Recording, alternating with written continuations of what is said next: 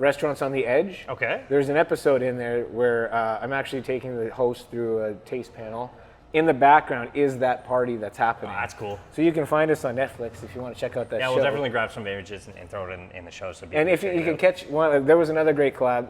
At the beginning of that day, you'll see Blair, who used to work out at Bomber Brewing in BC. He's now moved on to another brewery in more interior BC, but he was actually in that day. We were doing a collab with him that day, and I might have had a bit too much to drink. My wife is like, "You're hammered in that show." I'm like, "I think I held it together pretty well. I think I did okay." But like, you know, when a guy comes in for a collab, the best part of collabing is sharing beers and having fun.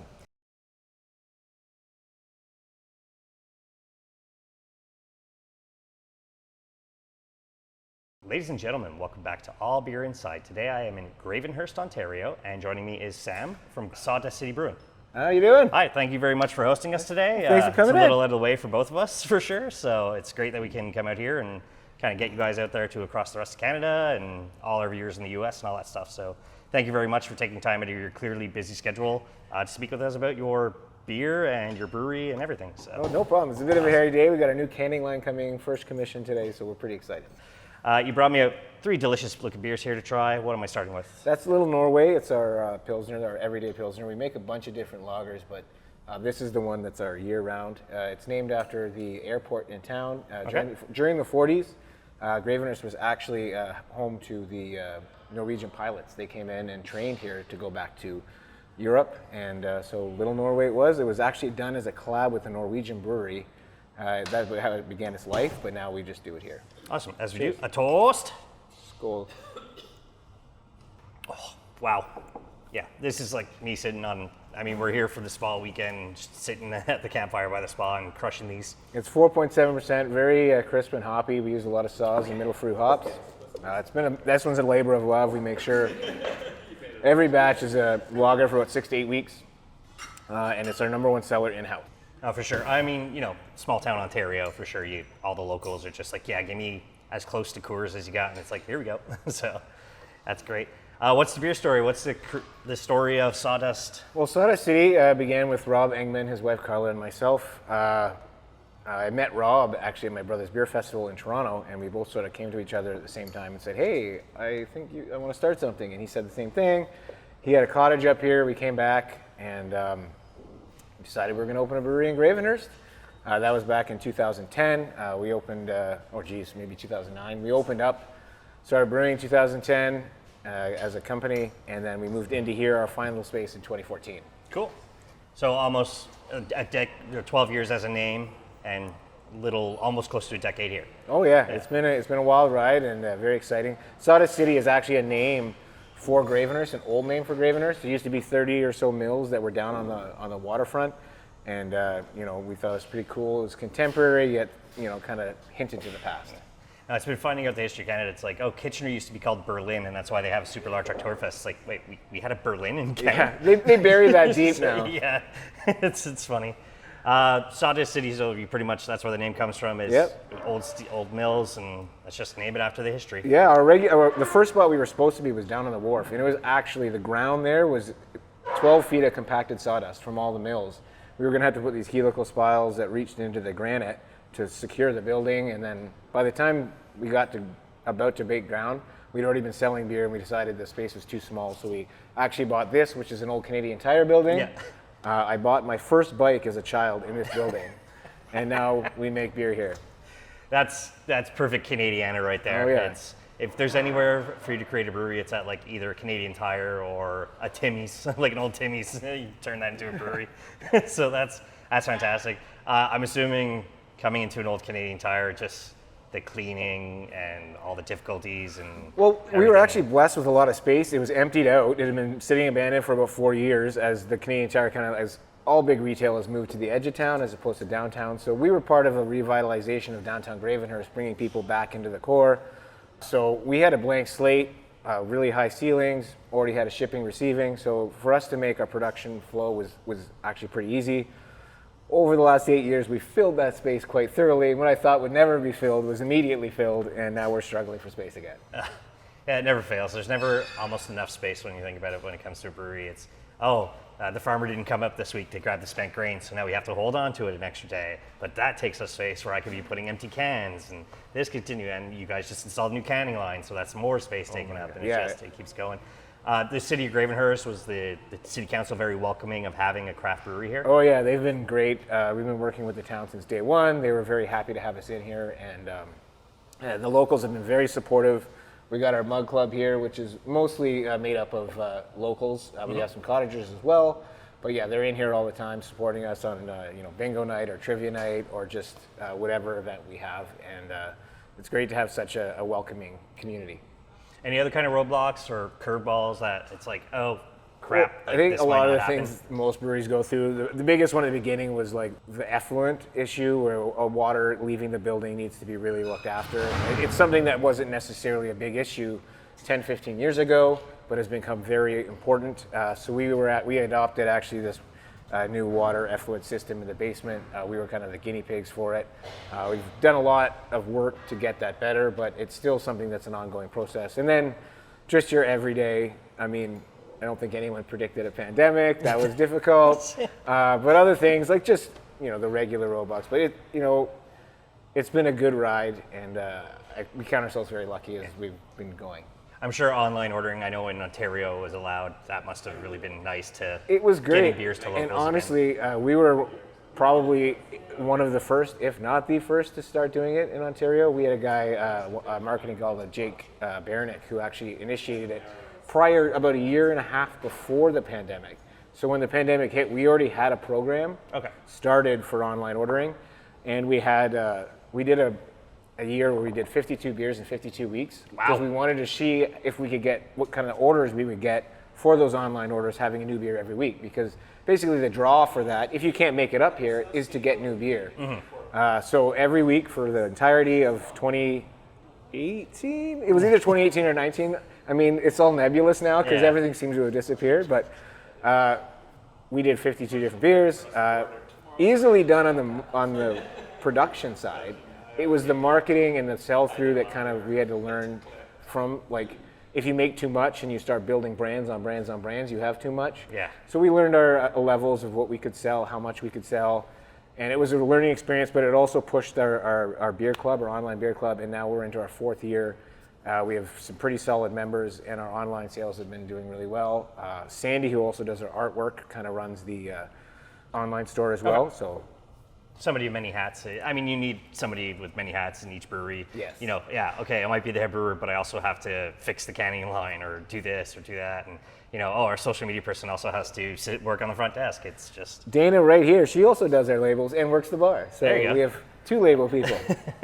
The names are all over the place. What came up with the uniqueness of the names? Is just sit together, throw stuff at a dartboard, or a lot of the names, the original names were mine, but as we've grown as a company, everyone sort of just has their opinion. We get them in there. We want everybody to feel part of the team. It's very important.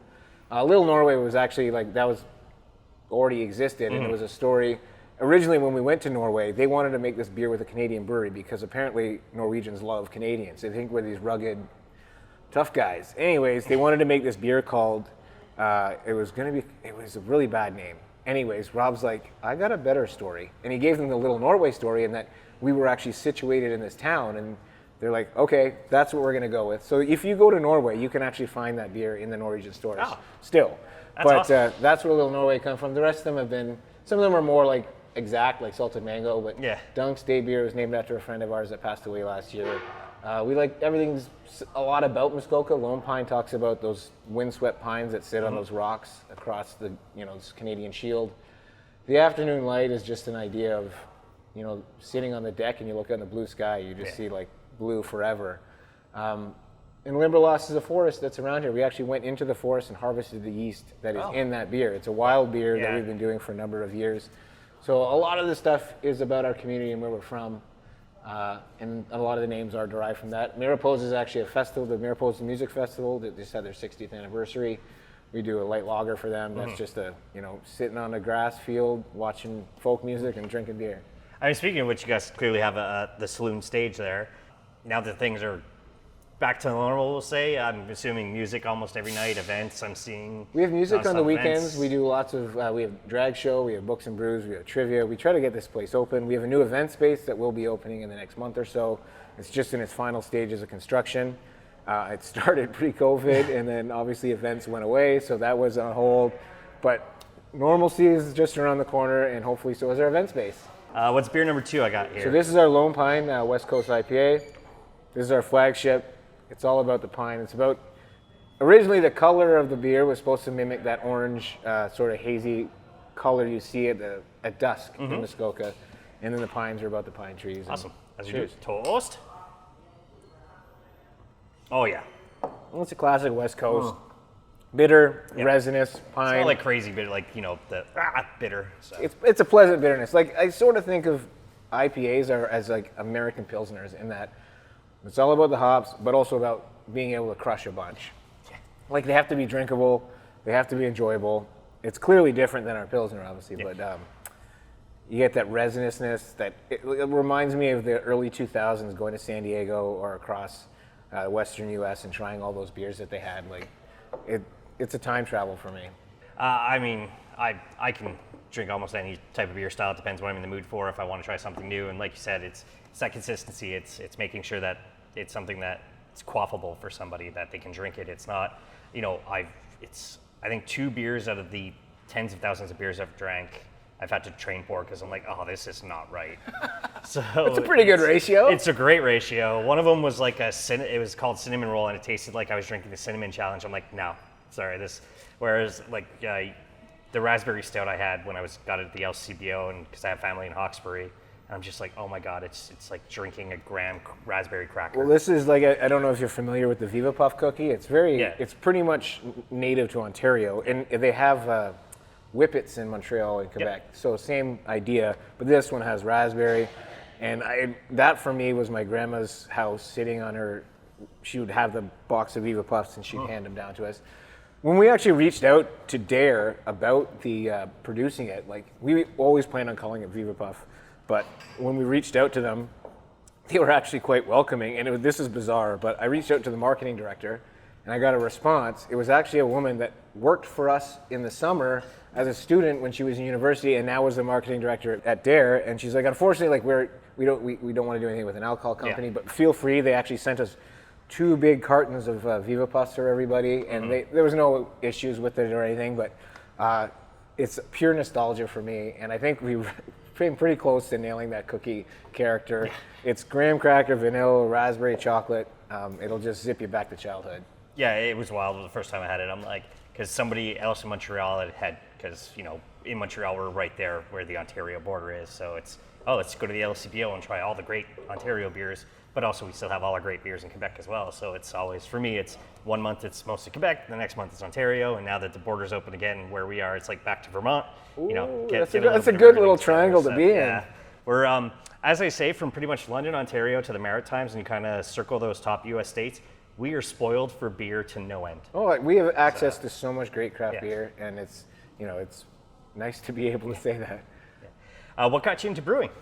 I always liked beer, and then, maybe just, oh my God, this is a long time ago now, almost 20 years ago, I was with my wife and some friends in Belgium, and we went to a big beer festival in the Grand Place, and I realized how much more I like beer than working in advertising. So when I returned back home, I started looking up. At the time, there was a couple of beer schools. There's the UC Davis in the States. There was a couple in Europe. And there wasn't one yet in Canada.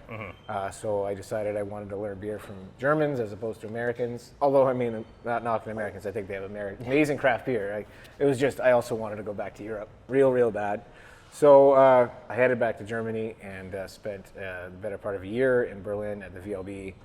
And then when I returned, started working here in Ontario. When I got back, there was only 35 breweries at the time. Yeah. Now there's over 350. So in the last 16 years, it's gone up, it's exploded. And to look at that in terms of like percentages, it's insane. Yeah, a friend of the show, Jordan St. John, I use his website, and he says by the end of this year, there's going to be probably 410 to 420. It's crazy. In Ontario, and I know in Quebec we're coming up on 300 as well. So It's remarkable. There's a lot of great beer in Canada. Rob, who, the owner here, he also actually runs the Canadian Brewing Awards. So we have actually access to a lot of the beer in Canada, and to see the growth and the development and the quality that's in Canadian craft beer is amazing. It's I'm sure it's friendly competition too, where it's like, hey, I drink here, but also drink there, but drink here first. I love drinking other people's beer. I mean, when someone says, what beer do you want? What someone else says, I want to try my friend's beer. I have many friends at breweries, and it's like, that's what I love to do, is travel to their place and try their beers. Yeah. What was the first beer that ever came out of Sawdust City? Well, it's funny because as we commissioned this canning line, we brewed a beer that was specifically just going to be like, this is our first run through. We'll run it. We knew we were going to have huge amounts of loss on the canning line, so it was actually called 1,101 Days in Sawdust City. That's how many days it took us from inception to when we ran that first beer off the line, and it was like a Kolsch. It was like it was basically a blonde ale, for lack of a better term. That was the first one that came out. The first beer we ever made as a company was Golden Beach Pale Ale, which is it's coming back shortly. It'll be the first one that we actually produce in a 355 ml can. Okay. But that was the first one as a company, and our flagship is now Lone Pine. I am seeing there is a shift in Montreal where places will, for the lighter lagers and stuff, they'll go for the 355, and then everything that's bold and flavorful they'll put in the 473s. It'll be the light beer. It's sort of like a middle ground. The light beers we're going to put in the crusher, 355s, but then when you get up to the 9s and 10s, we'll go back to the 355s, because as I get older, I can't drink 473 mils of a 10% stout anymore. Yeah. I mean, it's purely selfish. That caught me at a brewery out of Quebec City. It's like, this beer tastes like juice. This next beer tastes like juice. I'm like, I'm 3 beers in. Why am I feeling this? 8, 8.5, 8.7. Oh. Okay, yeah. No, I've literally drank 3 pints of strong beer and not realized it. So you gotta watch it. And I think that the concept of maybe having something 9 and above in a shorter can, a little safer. So. Yeah, it's a responsible thing to do. And never drink and drive. So awesome. Collabs that you've done, whether it be we would use a local raspberry farm for the raspberry, to a coffee place, or even other beers. What are previous collabs you've done? We've done innumerable amounts of collabs all across this country. We've gone to Europe. We've got lots of friends. The CBAs have really opened me up to work with people. I love working with my brewers in Ontario, like Spinny over at Merritt, Dave over at Eastbound. Work with Mike at GLB a lot. Right now we're in the middle of a home and home collab with Town Brewing in Whitby. We just dropped a collab with Common Good in Toronto. They're available right now. This one here is a collab we did with Malivoire Winery. Okay. So that's a beer that's made with, basically we ferment, it's called carbonic maceration. We ferment the grapes in the tank. We remove all the oxygen, let the grapes start to ferment. Then we add wort. There's no yeast or hops used in that beer. It's the grapes, and then the yeast that's native to those grapes will then ferment the wort. It's very unique, and I'm really proud of that one, but that's another fun collab we did. We've worked with Quietly Coffee out in Prince Edward County. We have many people we've worked with, and I love the idea of collaboration, and that's why I remain in this business, because there are so many great breweries and so many great people to work with. I've been a very lucky human to meet all these people and have the chance to work with them, and I'm looking forward to. I'm going on a road show with my family the next week and stopping off along the way as I make my way out east. At a place like I'm gonna try to get to Tatamagouche. We met these guys when we were out in Alsace with another trip. So I'm excited to meet them. Patrice Schun at Schun Brewery. He actually just bought our canning line, so I'm looking forward to stopping and seeing him. He's just on the other side of the Quebec border. So lots of it makes the country seem smaller when you can stop and have friends along the way. I feel like the littlest hobo a bit. Every stop I make a new friend. Don't stay for long. Turn around and I'm gone again. Some dream collabs. If you could collab with almost anybody, who would they be? Jeez, man. Local, bigger. I just want to keep brewing with my friends. It's like for 2 years I didn't get to, so the dream is to get back and do some collabs with my friends, and that was special. Yeah. I noticed you guys have quite a few awards, even ones from Bruxelles. Yeah, we sort of stopped doing award shows. The only one I want to still get is the World Beer Cup. That's one I like. That's like my white whale, but we don't do the CBAs for obvious reasons, because Rob owns them. Favoritism, I guess. Yeah. So the optics on that aren't so good, but we used to do a lot of award stuff. I just personally, for me, it was more about I just want people to like our beer. I don't care if it gets awards. It doesn't. Yeah. That's not going to pat me on the back. I just want to make beer that people like and I enjoy. It's for the brewers. It's great because it does acknowledge that you've done a good job. But honestly, like we kind of know what's good and bad. I don't mean to be like boastful in any way, but I know my guys are doing a really good job. So we don't need someone telling us that. I don't need my ego stroked. I'm personally always a big fan of places that have mug clubs too. So that's, if I ever had my own brewery, that's the first thing I'd do is a mug club, because you would see who your loyal customers are coming back every year. And I'm guessing probably $55 a year or something around that range. So. A little bit more than that. Yeah. But we have we have this big party every year because Yeah. there's 120 now. So it started out as 100, but every year, like some people, if they're from out of town, they can't make it up the next year or whatever. So we have like a raffle for those ones that go up for auction, and it's a huge party and it's really exciting. If you can actually see that party if you have Netflix and go to the show Restaurants on the Edge. Okay. There's an episode in there where I'm actually taking the host through a taste panel. In the background is that party that's happening. Oh, that's cool. So you can find us on Netflix if you want to check out that show. Yeah, we'll definitely grab some images and throw it in the show. So and if you can catch one, there was another great collab. At the beginning of that day, you'll see Blair, who used to work out at Bomber Brewing in BC. He's now moved on to another brewery in more interior BC, but he was actually in that day. We were doing a collab with him that day, and I might have had a bit too much to drink. My wife is like, "You're hammered in that show." I'm like, "I think I held it together pretty well. I think I did okay." But when a guy comes in for a collab, the best part of collabing is sharing beers and having fun. So it sounds like you're already kind of going on a semi-beercation, but what's that dream beercation where you could take off 2-3 weeks, don't have to worry because all your assistant brewers got everything handled? What's that dream beercation? I'd love to go back to Belgium. Like I said, that's kind of where I decided to come and follow this as a living, because I think my perspective would be different. But I've been through a number of breweries in Belgium. The one place that I haven't really taken in the culture is England, actually. Like I lived in England when I was a kid for a bit when my dad did an exchange as a teacher, but I haven't been back since I was like 6. So I'd like to go and experience that culture, because I think it's obviously beer is a big part of their pub culture, and we've just started sort of exploring some of the British styles of beer. So I think that'd be a lot of fun, just because you can't really make a style unless you know where it's come from. You have to experience it to understand it, to know its roots and really get that flavor profile, because you can read about it, but that's not the same thing as sitting in a pub and drinking it. Yeah. So I think that for me is the next beercation. Yeah, I think one of the wild ones would be going into a Trappist's brewery and like drinking with monks in Belgium. I think that would be spectacular to do. So. Patrice Schoen, the guy that brought our can line, he is a member of the Monks of Orval.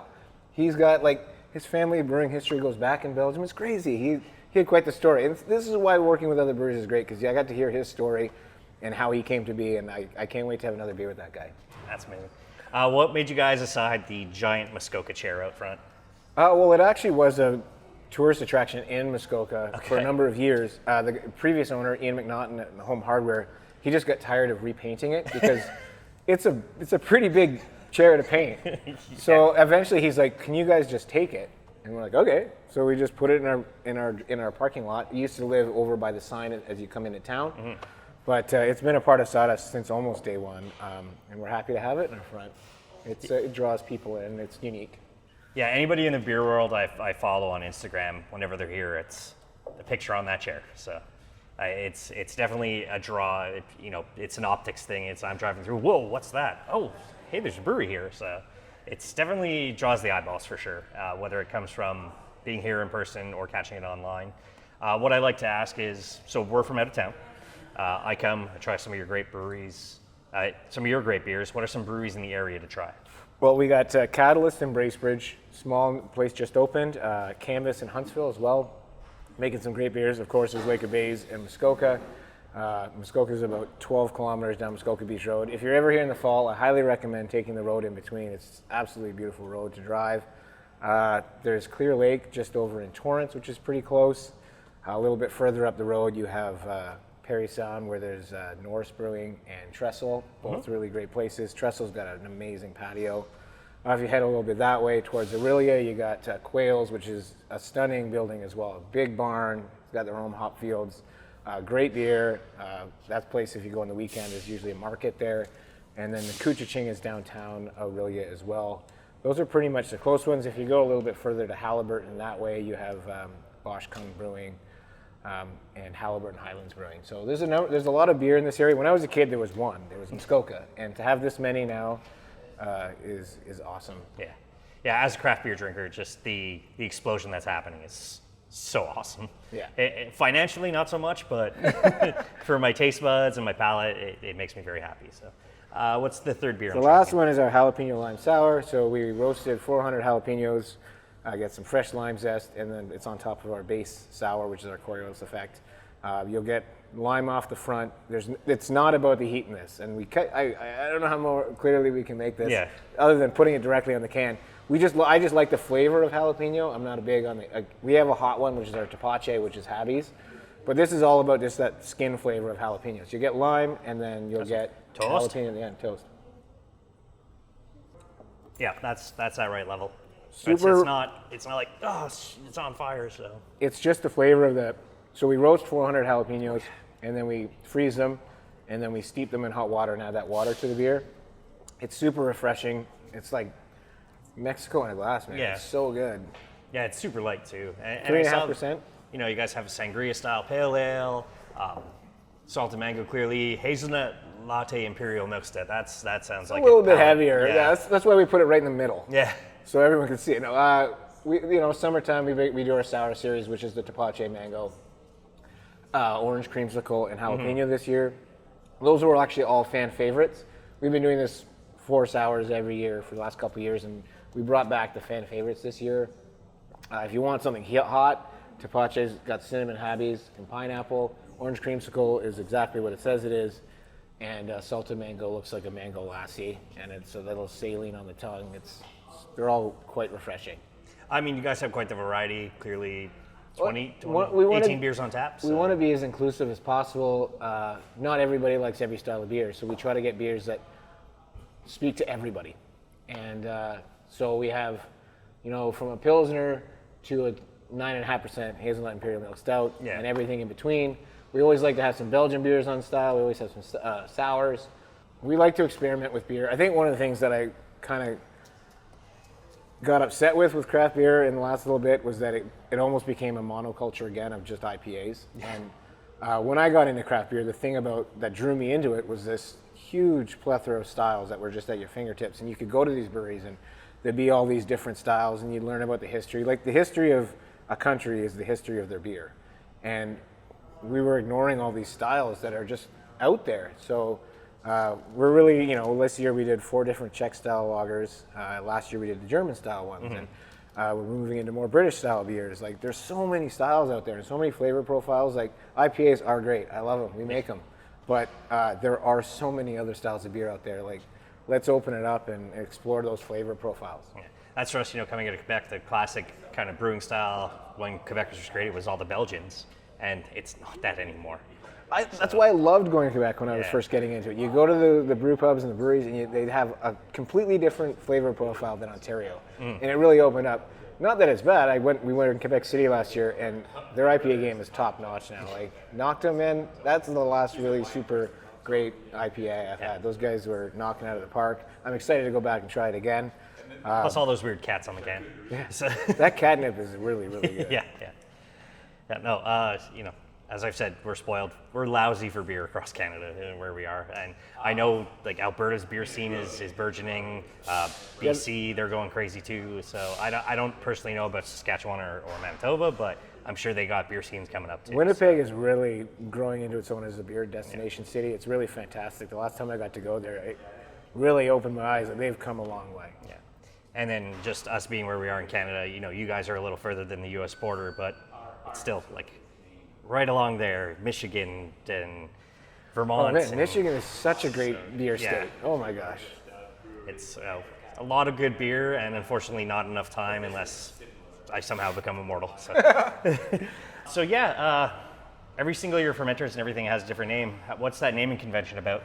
So, like, we have, as the production team, we call them F1, F2, all the way to 13.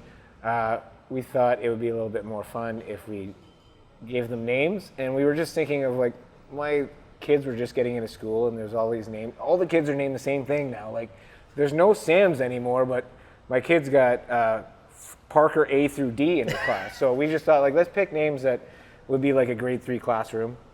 So we did that. But our bright tanks, which are our excise tanks, and this is something I've wanted to do for a while, are called Mr. Wilson and Mr. Heath. Because if you're a Beatles fan, if you go back to the Taxman, those are actually the Taxmen in the show, in the song. So that's where that came from. But those are the names. Cool. While we were doing the tour, we noticed a Sawdust City truck in the back. Yeah, that's our delivery truck. Okay. Ross, our delivery guy, goes up and down the highway. Our logistics company is in Toronto, so as you can tell, we're about 200 kilometers north of Toronto. So for us to access the city, we send everything down there, and then it goes out from there. So that's our truck. And quite the counter you guys have here. Does this have a history? Is it coming from an old this, sawmill? This is a live edge bar top that was made by a company called Live Edge Muskoka. And they built this specifically for us. So if you can, I don't know if you can see the front of it, but it looks like a live tree. And then at the end, we have Growler, our bear, which was made for us by a guy with a chainsaw at one of the first events we ever went to. And now he just kind of goes to events with us. That's done by a chainsaw. Yeah. That's extremely impressive. Yes. I also noticed the old school photos on the wall. It's kind of, I guess, the history of Yeah, the so area. that's when it was Sawdust City. This is Gravenhurst. This is the old timey. So we kind of wanted to lean, like I said, we wanted to lean into the past while still being contemporary. You know, we're proud of where we're from, and we want to talk about what Sawdust City is like in the past. And you know, this is a very beautiful part of Ontario, and we like to toot our own horn about it. Now, you always want to kind of shout out to the old school if that was here. It's always nice to have that. So. Yeah, it's a, you know, it is. Well, people come up to Muskoka, and for them, a lot of it is just cottage country. But for us, it's home, and it's important that we get to talk about the past. What's next for Sawdust City as a brand? Where do you see everything going, or is it just, let's say, par for the course? We're coming out of this pandemic, and we're gonna, we'll try something wild. Now that we have our canning line, our new canning line, you'll be seeing some more 355s. We'll continue doing what we're doing, where we're, you know, we try new flavor profiles, but still bring back our, you know, favorites from the past. We'll continue to experiment and just continue to get better as a brewery. Like, every time we brew something is an opportunity to make it better. Amazing. And that's important to us. Perfect. I have no other questions. Thank you very much for taking time out of your clearly very busy schedule to speak with us today about the brewery. Anybody who's willing to step up and take time to speak with us, we're always super thankful about. So, well, I'm glad you thank you very much. For those who are coming up to the area, where can people find you? You can find us at any of the LCBOs or beer towns around Ontario. You know, all the fine beer establishments in Ontario, but we'd really like you to come by and see us in person. So if you're in Muskoka or in the area, swing by. We got a great saloon, new event space, and brand spanking new canning line we'd love to sell you some beers from. What's the address, if those who want to know? 397 Muskoka Road, Gravenhurst, Ontario. Just look for the big yellow chair. Can't miss us. Website and social media, where can people find you? www.sawdustcity.com. Online, Instagram, Twitter. I don't think we have TikTok yet. Is that cool yet for brewers? I'm in my 40s, so no. Yeah, like I only know it from my daughter doing this all the time, but like I don't know. So we may venture down there, but you can find us on the normal platforms. Yeah. Just look up for Sawdust City. We're out there. Since it's in Ontario, you do only need a 19-year-old TikToker to do it for legal drinking age stuff. Amazing. As for everything, it'll all be in the show notes, including their Instagram and their website. As for us, allbeerinside.com is the website, at allbeerinside on all social media. And as you say at the end of all episodes, drink craft, not crap.